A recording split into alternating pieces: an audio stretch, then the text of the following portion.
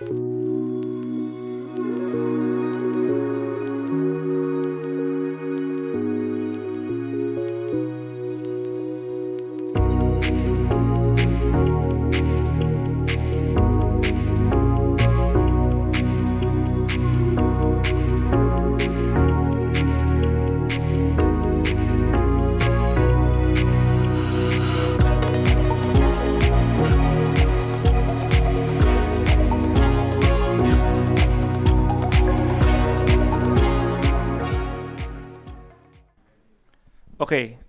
hari ini kita bakal masuk ke tema yang baru di bulan Juli. Tema kita kali ini Pursuit of Christ. Jadi di bulan ini hopefully kita bakal mengenal lagi, lebih banyak lagi sifat-sifat Allah. Dan kita bakal mengejar bagaimana sih kita bisa menjadi benar-benar serupa dengan Yesus. Jadi kita mau mengejar karakter Allahnya lebih lebih serius lagi. Oke, dan hari ini saya akan membawakan firman dengan tema Pursue. Mungkin ada yang mau mencatat dan saya sangat merekomen kalian mencatat saat mendengar firman agar bisa makin konsen juga, dan mungkin bisa dicatat di catatan kalian, tulis headernya adalah Pursue. Oke, kalau misalnya dalam kita mungkin mau mengejar Allah. Di bulan ini kita mau mengejar karakter Yesusnya. Dan tahukah kalian di Kejadian kan kita dibuat seperti gambar dan rupa Allah. Di ayat ini di Kejadian 1 ayat 7, maka Allah menciptakan manusia itu menurut gambarnya, menurut gambar Allah diciptakannya dia, laki-laki dan perempuan diciptakannya mereka. Jadi mau kalian laki-laki dan perempuan semuanya diciptakan oleh Tuhan sesuai dengan gambar dan rupanya. Nah, tapi lucunya kalau misalnya kita bayangkan Tuhan tuh sifat-sifatnya seperti apa? Mungkin kalau misalnya kita lihat di Galatia, ini bisa mungkin aku bacain juga. Tetapi buah roh ialah kasih, sukacita, damai, sejahtera, kesabaran, kemurahan, kebaikan, kesetiaan, kelemah lembutan, penguasaan diri. Tidak ada hukum yang menentang hal-hal itu. Barang siapa menjadi milik Kristus Yesus, ia telah menyalibkan daging dengan segala hawa nafsu dan keinginannya. Jikalau kita hidup oleh roh, baiklah kita dipimpin juga oleh roh. Dan janganlah kita gila hormat, janganlah kita saling menentang dan saling mendeki. Kalau saya ada tambahin di Kolose 3 ayat 12, di sini nggak ada, saya bacain aja. Karena itu sebagai orang-orang pilihan Allah yang dikuduskan dan dikasihinya, kenakanlah belas kasihan, kemurahan, kerendahan hati, kelemah lembutan, dan kesabaran. Sabarlah kamu seorang terhadap yang lain, dan ampunilah seorang akan yang lain apabila seorang menaruh dendam terhadap yang lain. Sama seperti Tuhan telah mengampuni kamu, kamu perbuat jugalah demikian. Dan di atas semuanya itu kenakanlah kasih sebagai pengikat yang mempersatukan dan menyempurnakan. Kalau kita udah baca dari karakter buah-buah roh, terus di Kolose juga, Kolose ini menceritakan tentang karakter manusia baru, manusia yang sudah dilahirbarukan, sudah terima Tuhan Yesus. Mungkin sama seperti kita semua yang udah terima Yesus. Dan dia bilang ada kasih, ada pengampunan. Di sini juga bilang jangan gila hormat, jangan saling menentang dan mendeki. Tapi realitanya bukankah kita kadang-kadang tidak demikian? Padahal di Kejadian tadi dibilang kita diciptakan seperti rupa Allah. Artinya kita memiliki sifat-sifat Allah, betul? Kita memiliki kebaikan-kebaikan Allah seharusnya. Tetapi lucunya kok realitanya tidak demikian? Atau mungkin ada yang demikian? Kalau saya sejujurnya tidak. Karena saya masih ada yang dimana saya kadang-kadang bisa marah, saya tidak sabar, saya juga bisa gila hormat. Ada mungkin di kantor saya pun misalnya ada, nggak misalnya sih, kejadian beneran. Ada, kalau misalnya ada orang yang rese nih, kalian mungkin yang buat yang udah bekerja mungkin, atau mungkin yang masih kuliah, bahkan kalian akan ketemu orang-orang yang mungkin kalian nggak suka, yang nggak cocok lah sama kalian. Dan posisi hal yang kalian lakukan ke orang itu adalah apa biasanya? Kalau biasanya saya gibahin ke teman-teman saya. Saya ngomongin, oh si Dian, apalagi pas dia melakukan kesalahan, wah itu udah pasti kena tuh jadi bahan gibahan. Dan Bukankah itu tidak mencerminkan karakter Tuhan? Apalagi kalau misalnya contoh, dia sampai membuat kita tidak nyaman atau menyakiti kita. Let's say, kemarin ada satu orang di kantor saya yang mungkin yang saya anggap sebagai orang yang rese lah. Dan dia tiba-tiba kayak karena perbuatan dia menimbulkan satu masalah yang dampaknya kena saya. Saya juga harus bantu beresin dan cukup kompleks permasalahannya. Dan di situ yang saya lakukan, meskipun saya nggak ngomong langsung ke dia, tapi yang saya dalam hati lakukan katakan adalah, ini orang rese banget sih, coba nggak ada nih orang, pasti coba nih orang nggak melakukan hal tersebut, coba nih orang tidak sebodoh itu, pasti gua nggak akan sampai harus memikirkan masalah ini, pasti saya di kantor masih bisa memikirkan hal yang lain yang lebih urgent, tapi karena ada dia, saya harus beresin masalah ini dulu. Bukankah kita sering melakukan hal demikian saat kita menghakimi orang, atau mungkin saat kita melihat ada orang lain, misalnya kita lagi ketemuan teman kita yang let's say punya pendidikan lebih rendah dari kita, atau di kantor mungkin jabatannya lebih rendah dari kita, terus dia kasih saran. Kadang-kadang kita sebagai orang yang memiliki jabatan yang lebih tinggi, ada kalanya kita kayak, lu pendapat lu apa sih? Lu nggak tahu apa-apa. Gue yang udah di tingkat manager, let's say, nggak sampai pikiran gituan. Itu tuh cuman memperumit keadaan. Pernah gak sih kita meremehkan dan bahkan kita jadi lama-lama menghakimi dia? Padahal dia yang benar, ya kan? Dan pernah gak sih kita juga, let's say, kayak menyalahgunakan kekuasaan kita? Menyalahgunakan kekuasaan kita di kantor. Mungkin kalian di kampus jadi sesuatu panit dan mungkin kalian menggelapkan dana atau menggunakan fasilitas yang seharusnya tidak digunakan, dan hal-hal tersebut bukannya tidak mencerminkan kualitas Allah. Makanya di Roma 3 ayat 23 dibilang karena semua orang telah berbuat dosa dan telah kehilangan kemuliaan Allah. Dan ya mungkin di sini siapa yang masih merasa tidak berdosa boleh angkat tangan. Oh, Andre. Oke, jadi semuanya di sini pernah melakukan dosa kan, dan makanya ayat ini pun benar karena semua orang telah berbuat dosa dan telah kehilangan kemuliaan Allah. Tapi di sini ada hal yang menarik yang saya pengen mention ke kalian, bahwa kalau misalnya ini ada cerita di mana di Lukas 15, ini cerita tentang anak yang durhaka, mungkin kita mengenal cerita ini. Mungkin saya akan bacakan.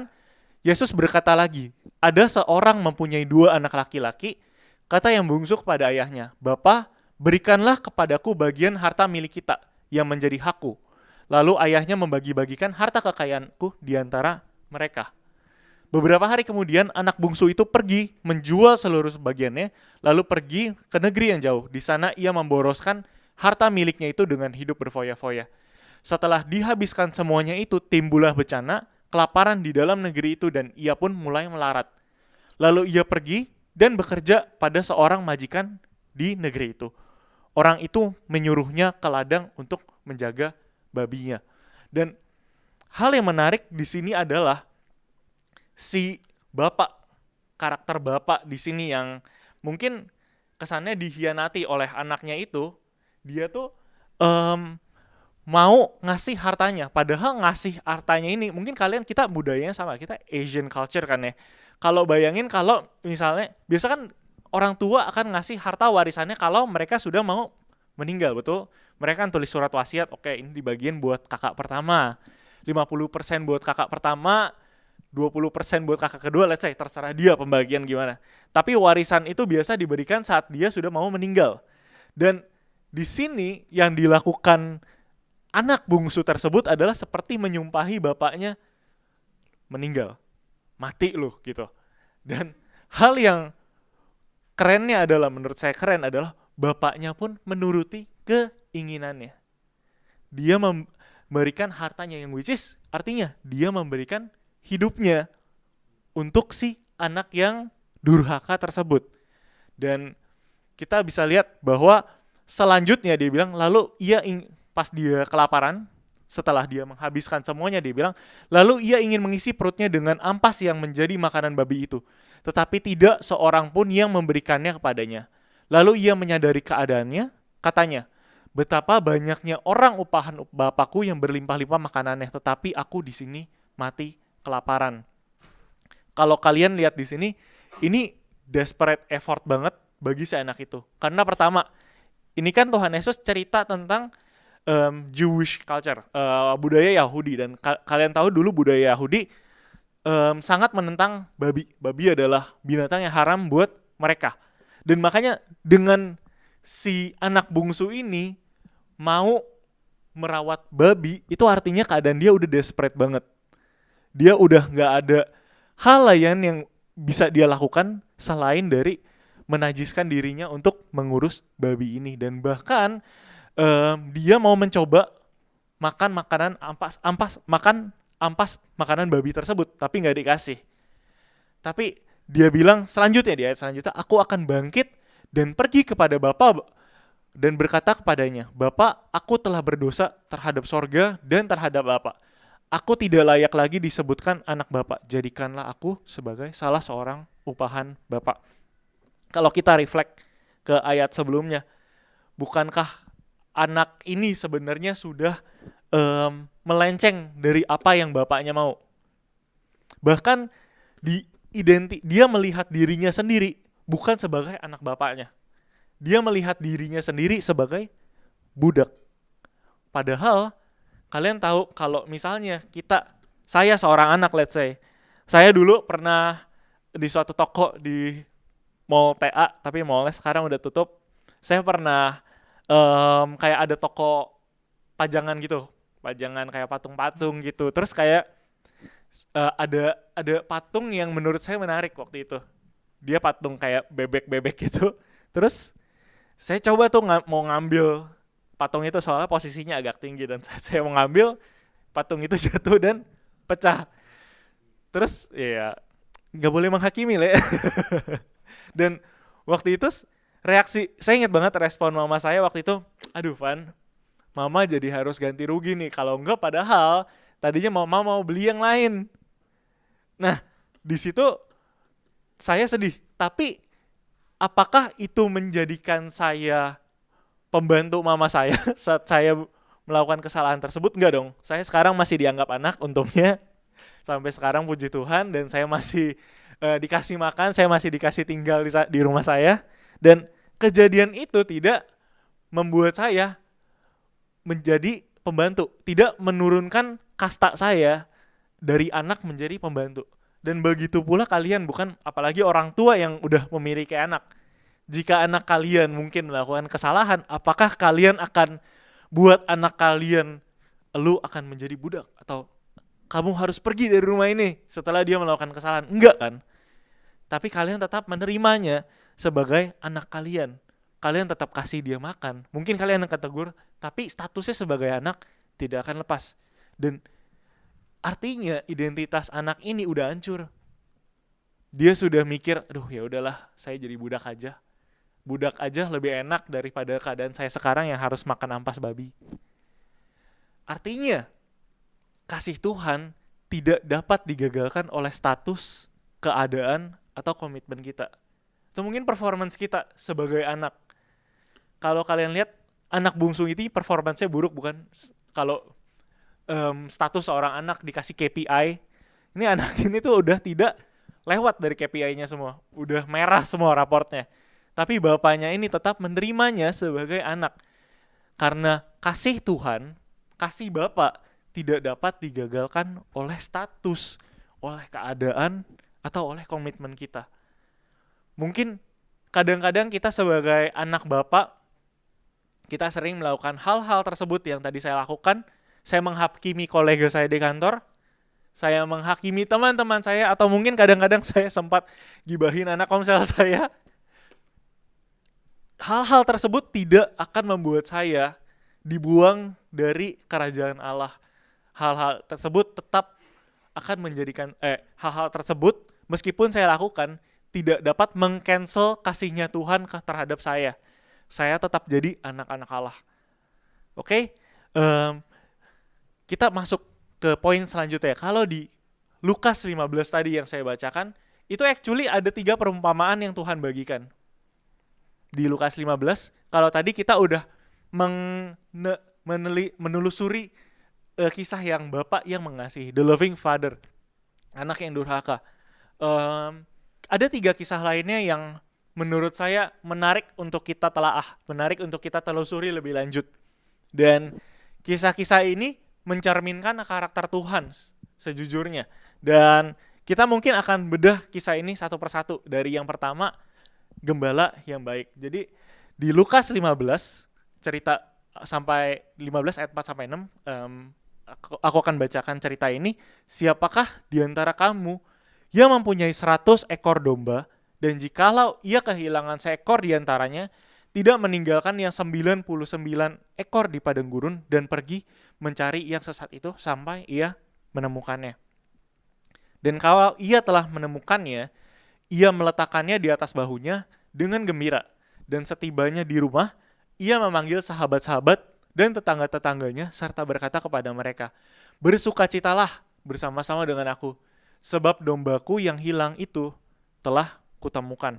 Dan dari cerita ini, Tuhan digambarkan sebagai gembala yang baik, yang mencari satu dombanya itu sampai ketemu. Meskipun padahal 99 lainnya dia masih punya. 1/99. Saya kadang-kadang kalau let's say saya punya gaji sekian, 1 juta misalnya. Saya kadang-kadang kalau kehilangan 10.000 masih ya udah. Tapi kalau gembala ini kehilangan 1/10 dari hartanya aja, dari domba-domba yang dikasihinya aja, dia udah akan mencari. Bahkan kalau dilihat, dia mencari sampai di padang gurun. Dan kita tahu padang gurun kan bukan tempat yang nyaman. Padang gurun adalah tempat yang kering, yang panas. Buat kalian orang Jakarta, merasakan panasnya Jakarta aja udah capek. Kemarin saya kan setiap hari pulang kantor dari daerah Cakun, Jakarta Timur. Dan di situ udaranya tuh berasa udara pabrik. Dan kadang-kadang tuh pas apalagi ada satu perumahan di dekat Kelapa Gading, di sana namanya Perumahan Sedayu. Dan saya sering makan daerah sana dan rumahnya tuh bagus. Tapi karena kualitas udaranya deket pabrik, kayak bau sabun gitu dan kering, saya jadi merasa aduh ini nggak enak nih buat tinggal di sini. Jadi kalau itu aja udah nggak enak, gimana dengan padang gurun yang kering, yang tidak ada air, dan tapi gembala ini tetap mencari 1 ekor domba yang dimana domba itu tersesat.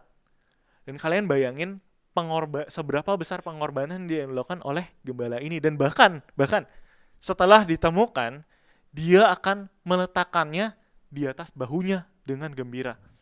Domba itu nggak enteng. Domba itu berat. Dan dia meletakkan di atas bahunya, menelusuri padang gurun yang mungkin sebelumnya ia telah lewati untuk balik ke kandang dombanya, itu adalah satu hal yang melelahkan. Tapi gembala ini akan melakukan tersebut demi membawa domba yang hilang itu pulang. Dan di sini kita belajar salah satu karakter Tuhan, yaitu dia adalah Tuhan yang berkorban demi menemukan engkau dan membawa engkau kembali ke rumah. Dia adalah Tuhan yang mau menemukan engkau dan membawa engkau kembali. Dia adalah Tuhan yang rela berkorban. Ini kita bisa lihat bahwa 2000 tahun yang lalu Tuhan Yesus sudah rela berkorban untuk kita di atas kayu salib. Tuhan Yesus sudah mau berkorban buat kita, membawa kita balik ke hubungan Bapa. Yang dahulunya mungkin kita terpisahkan oleh Bapa, tapi karena pengorbanan Tuhan Yesus kita jadi balik kepada Bapa. Perumpamaan pertama adalah berikut, Tuhan yang mau berkorban untuk menemukan kita. Kita lanjut ke poin kedua. Masih semangat semuanya? Oke, kita lanjut. Kedua adalah perumpamaan dirham atau koin yang hilang. Ini bisa dibaca di Lukas 15 ayat 8 sampai 10. Saya akan bacakan untuk kalian. Atau perempuan manakah yang mempunyai 10 dirham dan jika ia kehilangan 1 diantaranya, tidak menyalakan pelita dan menyapu rumah serta mencarinya dengan cermat sampai ia menemukannya. Dan kalau ia telah menemukannya, ia memanggil sahabat-sahabat dan tetangga-tetangganya serta berkata, bersukacitalah bersama-sama dengan aku, sebab dirhamku atau koinku yang hilang telah aku temukan.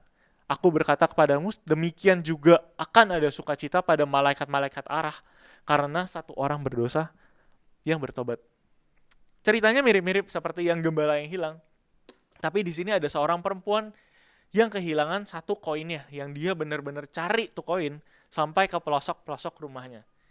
Cerita ini melambangkan sifat Allah apa sih?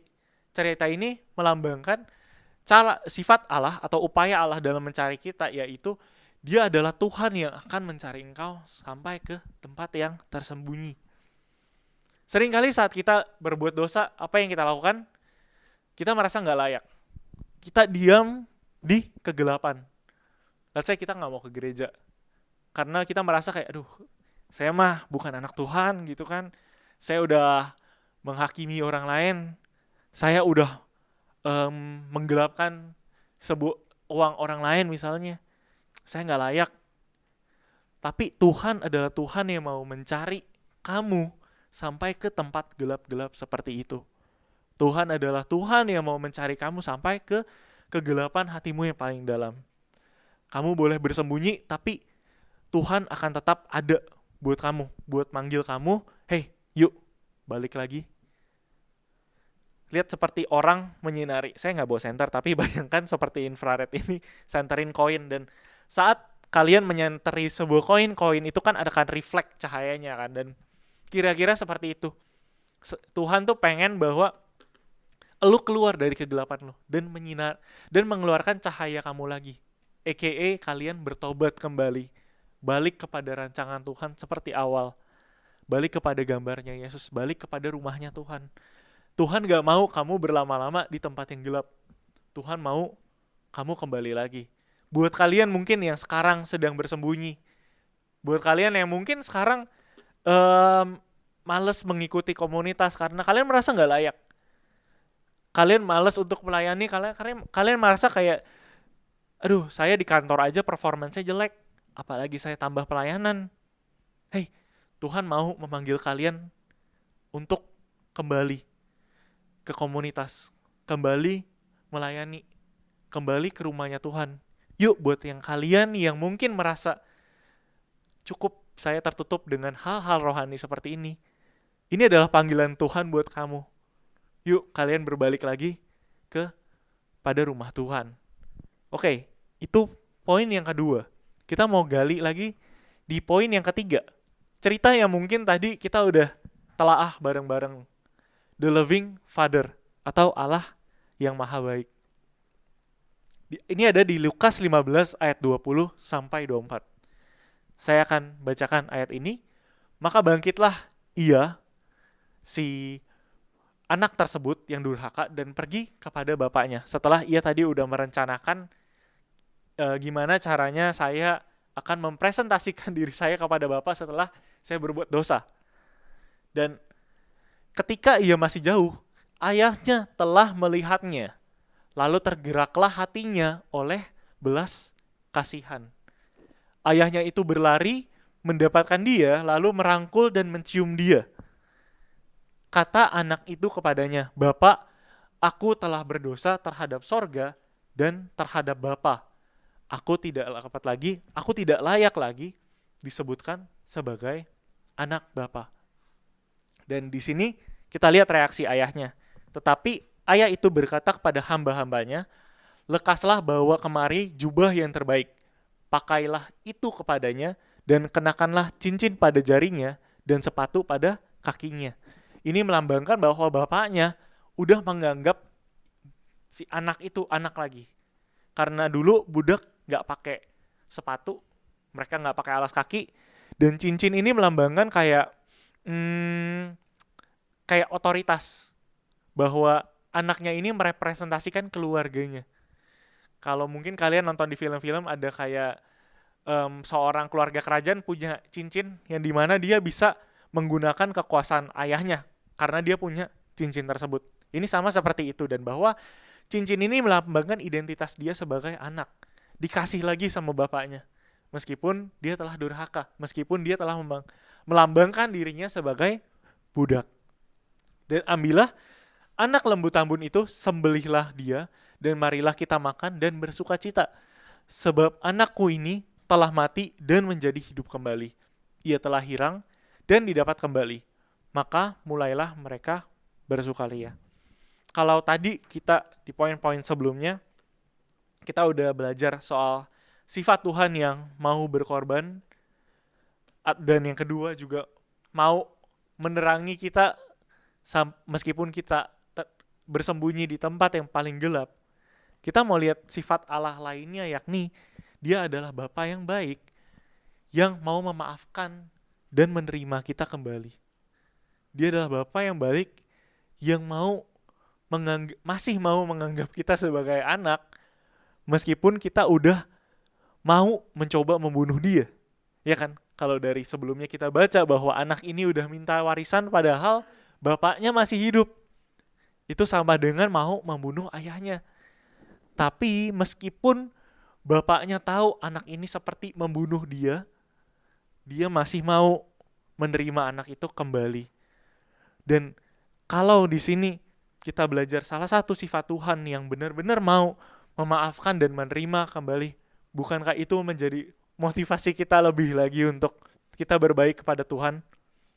Kita berbalik kepada rancangannya Tuhan kembali. Kalau misalnya hari ini Tuhan tawarkan ke kalian, yuk mau gak balik? Saya welcome loh. Mau gak kalian balik? Sebelum datang ke gereja ini, tadi saya ada ngeliat di satu reels, ada kayak anak kecil. Jadi anak kecil tersebut dia bete sama orang tuanya. Dia kayak anak kecil kayak seumuran 3-4 tahun gitu. Dia bete sama orang tuanya dan dia bilang, saya mau kabur dari rumah gitu. Terus dia udah packing barang-barangnya, terus dia kayak bawa kayak skuternya gitu. Dia bawa, dia pergi. Awalnya dia kayak diam di depan jalanan rumahnya karena dia bingung mau kemana. Terus akhirnya setelah mamanya kan sambil liatin kan. Terus anak itu pergi menyusuri jalan kayak mungkin jaraknya dari gereja ini sampai Dr. Edward tahu yang di sebelah sana. Mungkin jaraknya cuma sedekat itu. Tapi lucunya pas anak itu udah sampai sejauh itu, dia kayak bingung ngeliatin rumahnya lagi dan dia kayak bete gitu. Terus dia balik jalan. Dan sesampainya di depan rumah lagi, kan mamanya dari tadi kan sambil ngerekamin gitu kan depan rumah, dan anaknya bete mau balik dan mamanya bilang yuk balik. Dia udah beliin pizza, which is makanan kesukaan anaknya buat anaknya saat dia kembali. Bukankah sama seperti Tuhan nge-treat anaknya yang mau kembali, sama seperti ibu itu nge-treat anaknya kembali, dan kamu pun akan demikian saat kamu kembali ke rumah Tuhan, ke komunitasnya Tuhan, saat kalian memutuskan untuk saya mau bertobat saya udah gak benar, Tuhan ampunilah saya mau kembali kepada jalannya Engkau. Dan kalian tahu Tuhan bilang di sorga akan dibuat pesta sebesar sedemikian rupa, sampai di sini mungkin digambarkan dia akan motong lembu tambun, lembu yang paling bagus untuk merayakan kembalinya anak tersebut ke kerajaan sorga. Dan begitu juga kamu dinilai sebegitu berharganya oleh Tuhan, dan saat kamu balik Tuhan pun akan merayakannya. Dan that's why Tuhan adalah Tuhan yang mau memaafkan kalian dan menerima engkau kembali. Acceptance, ini berbicara soal acceptance. Tuhan masih mau menerima kalian meskipun kalian mencoba untuk menyakiti hatinya Tuhan. Dan kalau kita lihat mungkin ini untuk poin terakhir saya akan membahas satu hal yang mungkin cukup relate ke saya dan mungkin relate ke kalian juga. Ini adalah cerita tentang anak sulung yang iri hati. Di cerita selanjutnya, kalau tadi kita membaca sebelumnya ada cerita anak yang hilang, anak bungsu yang hilang, dan dia saat diterima kembali ada pesta yang dirayakan saat ia kembali. Anak sulung yang mungkin selama ini dia melayani bapaknya dengan setia. Dia bilang, Tetapi anaknya yang sulung berada di ladang, dan ketika ia pulang dan dekat rumah, ia mendengar bunyi seruling dan nyanyian tari-tarian. Lalu ia memanggil salah satu hamba dan bertanya kepada apa arti semuanya itu. Jawab hamba itu, adikmu telah kembali, dan ayahmu telah menyembelih anak lembu tambun, karena ia mendapatnya kembali dengan sehat. Tetapi ia menjawab anak ayahnya, katanya, telah bertahun-tahun aku melayani Bapak dan belum pernah aku melanggar perintah Bapak. Tetapi kepadaku belum pernah Bapak memberikan seekor anak kambing yang untuk bersukacita dengan sahabat-sahabatku. Tetapi baru saja datang anak Bapak yang telah memboroskan harta kekayaan Bapak bersama-sama pelacur tersebut, maka Bapak menyembelih anak lembu tambun untuk dia. Kata ayahnya kepadanya, anakku, engkau selalu bersama-sama dengan aku, dan segala kepunyaanku adalah kepunyaanmu. Kita patut bersukacita dan bergembira karena adikmu telah mati dan menjadi hidup kembali. Ia telah hilang dan didapat kembali. Ayat ini berbicara soal apa sih? Mungkin kita nggak sampai se-ekstrim anak tersebut yang mungkin sampai lari dari Tuhan, dari bapaknya, mencoba membunuh bapaknya. Kita spend waktu dengan pelacur-pelacur, kita pergi dari Bapak. Mungkin kita selama ini ada di gereja. Mungkin selama ini kita datang ke kebaktian, tetap komsel, tetap melakukan hal-hal rohani lainnya. Tapi di sini Tuhan mau reveal something buat si anak sulung ini. Bahwa kerajaan sorga bukan soal reward. Bukan soal siapa yang dapat pesta paling besar. Tapi Tuhan, yang mau Tuhan reveal di sini adalah, hey, kamu juga harus jadi rendah hati. Kalau tadi kita lihat karakter Tuhan di yang pertama, gambar Tuhan diibaratkan dengan buah-buah roh yang dimana dia punya kasih, sukacita, dia mau mengampuni, dia tidak mau gila hormat, dia tidak mau menghakimi orang lain. Kok anak sulung ini yang mungkin bekerja sama ayahnya di ladang juga melenceng loh. Dan Tuhan di sini mau benerin dia. Dan ini adalah panggilan buat kalian mungkin yang selama ini ada di gereja dan mungkin kayak melayani Tuhan. Tapi kalian merasa kayak saat kalian melihat ada orang lain nih yang mungkin jarang gereja dan mereka lebih diberkati. Let's say mereka punya rumah yang lebih besar dari kalian, rezeki yang lebih banyak dari kalian, bisnis yang mereka bangun lebih sukses dari kalian. Tapi apakah semua Tuhan berbicara soal itu?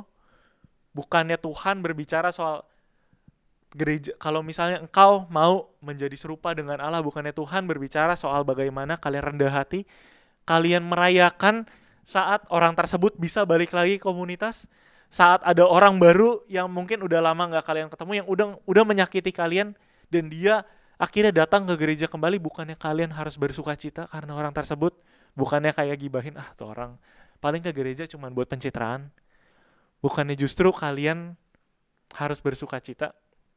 It happens dengan saya, di mana saya kadang-kadang iri melihat orang-orang di luar sana yang di kantor saya mungkin, dan yang saya ketemu di manapun saya ketemu orang tersebut yang di mana dia lebih sukses dari saya, padahal saya melayani Tuhan, saya spend waktu banyak dengan Tuhan, tapi saya tidak diberkati sedemikian rupa seperti orang tersebut. Dan itu membuat saya iri hati. Dan bukankah itu salah, dan saya juga sebenarnya udah melenceng dari ciptaannya Tuhan, udah melenceng dari gambar dan rupa Tuhan. Dan ini pun juga menjadi panggilan buat kalian nih yang mungkin merasa saya udah di gereja lama, tapi reward saya kecil. Tuhan mau bilang ke kalian bahwa, hey, this is not about reward.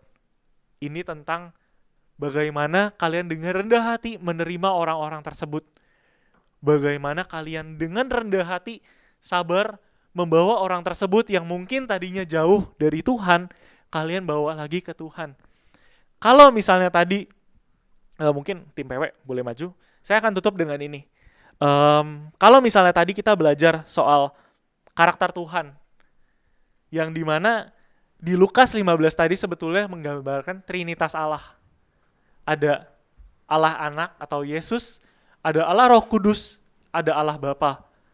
Lukas 15 yang tadi yang pertama kita lihat a good shepherd, yang dia mencari satu domba yang hilang, padahal 99 lainnya ada. Dia berkorban sampai ke padang gurun, gendong domba itu dan balik ke kandangnya. Ini bercerita tentang Yesus yang mau berkorban buat kalian. Yesus yang udah rela mati di kayu salib, menjadikan dirinya setara dengan manusia, ya mungkin padahal dia Tuhan.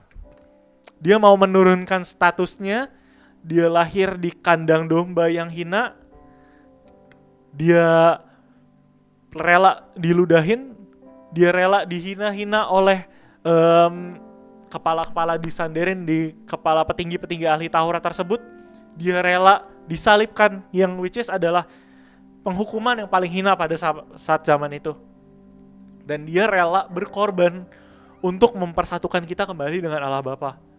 Dan kita lihat perumpamaan tentang dirham yang hilang melambangkan tentang Roh Kudus, yang dimana ia mau mencari dan mengingatkan kita. Saat mungkin kita merasa udah jauh sama Tuhan, kita udah melakukan hal-hal yang bikin kita jauh dari Tuhan, kita udah pergi, kita udah let's say udah gibahin orang, kita udah jadi anak yang paling bandel, yang bahkan orang-orang pun benci sama kita. Tapi kadang-kadang ada kan suara Tuhan yang lewat, hey balik yuk. Tuhan mau kamu balik loh, Tuhan gak mau kamu keadaannya kayak gini loh. Ini adalah Allah Roh Kudus yang mau mencari kita sampai di tempat yang paling gelap. Yang ketiga, Allah Bapa, yang baru kita baca, the loving Father, yang mungkin sebelumnya kita udah mau membunuh dia, yang dimana kita selalu mempermainkan berkat dan anugerah yang dia kasih. Dia udah kasih hidupnya buat kita, dia udah kasih anaknya buat kita, tapi kita tetap mempermainkan itu. Tapi saat kita mau kembali dan saat kita mau datang kembali ke Allah Bapa, bukankah dia Allah yang mau menerima dan memaafkan kita sebesar apapun itu dosa kita? Bukankah dia adalah Allah yang sungguh baik, yang mau memaafkan saya, yang meskipun saya bisa berbicara di sini hari ini di depan kalian, saya ada borok-borok di kerjaan, di relationship saya, di keluarga saya masih punya borok-borok, tapi Tuhan masih memaafkan dan accept saya asalkan saya mau bertobat. Dan it applies buat kalian juga. Kalau kalian hari ini mau kembali ke Allah Bapa, kalau kalian mau hari ini memutuskan untuk kembali ke Allah Bapa, dia adalah Allah yang mau menerima kalian kembali. Dan you know what? Kalau sifat-sifat Tuhan ini kan kita percaya Allah yang Tritunggal, dan Tuhan memiliki 3 sifat ini. Dan kalau misalnya pada awalnya kita diciptakan dengan gambar dan rupa Tuhan, bukannya kita juga harus demikian? Kita adalah harusnya jadi kita manusia yang berkorban, yang mau berkorban untuk membawa teman kita yang mungkin yang paling kita benci, yang udah menyakiti kita, untuk kembali kepada Allah. Yang mau berkorban demi hidup mereka dipulihkan. Bukannya kita seharusnya demikian sebagai kalau manusia yang diciptakan oleh gambar dan rupa Allah? Bukankah kita harus menjadi manusia yang mencari orang tersebut, yang approach orang tersebut dan memberi dia penguatan saat dia lagi down? Bukannya kita harus menjadi orang yang mungkin saat orang yang nyebelin di kantor itu, orang yang nyebelin di sekolah kalian, di kuliah kalian, bahkan di keluarga kalian sendiri, let's say mungkin orang tua kalian nyebelin, let's say orang pembantu kalian nyebelin, tapi mau gak kalian masih mencari dan kasih mereka penguatan? Even though mungkin bagi kalian mereka gak layak, tapi bagi Tuhan mereka masih layak.